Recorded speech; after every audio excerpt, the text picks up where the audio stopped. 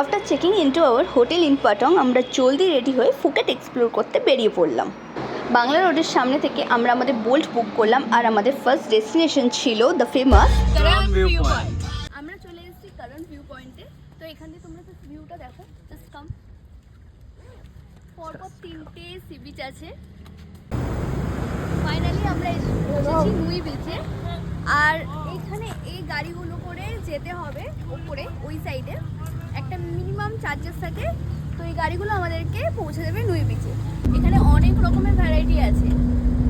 এই গাড়ি আছে, সাইকেল করে যাওয়া যায়। ওখানে আরেক ধরনের গাড়ি আছে, সেটা করেও যাওয়া যায় সামনে। কিন্তু এটা চার্জেস বেশি, সেই জন্য আমরা এই গাড়িটাই নিয়েছি। পার পার্সন 300 কারেন্ট ভিউ পয়েন্টের পর উই রিচ দ্য হিডেন নুই বিচ। জায়গাটা একটু যেহেতু অফবিচ, সেই জন্য এখানে ইন্ডিয়ান টুরিস্ট খুব কমই আসেন। ইভেন অনেকে নামই জানেন না। And trust me, this place is just wow. এখানে ছিল pretty beach side cafes and chill করার জন্য পারফেক্ট স্পটস অ্যান্ড খুব অফকোর্স অ্যাস্থেটিক প্রিটিএস ফটোশ্যুট স্পটস।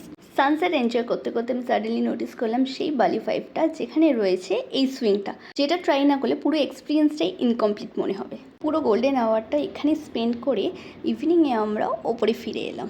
এখানকার টাইমে এখন বাজে 8:45 রাত, আর আমরা জাস্ট নুই বিচ থেকে ওপরে উঠে এলাম। মানে কিচ্ছু নেই, কোনো এখানে ট্যাক্সি স্ট্যান্ড ছিল কিচ্ছু নেই, সব ফাঁকা। তো তোমরা যদি আসো তাহলে অবশ্যই সকাল সকাল এসো, তা নাহলে এরকম একটা বিভ্রান্তির মধ্যে পড়তে হবে। আমাদের নেক্সট স্টপ ছিল কাটন নাইট মার্কেট। এখানে ছিল সুন্দর সুন্দর food stalls, live counters and drink counters and একটা lovely market five. Live counters explore করে আমরা সি বিচ ধরে সোজা পৌঁছে গেছিলাম স্কাবারে। এটা একদম সি বিচের ওপরেই লোকেটেড অ্যান্ড অনেস্টলি এটা এত অ্যাস্থেটিক অ্যান্ড প্রিটিয়েস্ট, এত সুন্দর কি বলবো। অ্যান্ড এখানেই আমরা আমাদের ডিনারটা করলাম and luckily we got to enjoy the fire show. এটা সপ্তাহে মাত্র 3 দিনই হয় and we are lucky to catch ইট।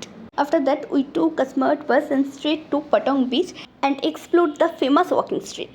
এখানকার পুরো লাইফটাই আলাদা, music, slides, positivity and non stop enjoyment.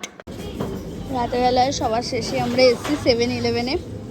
দেখি কি তোলা যায় এখান থেকে।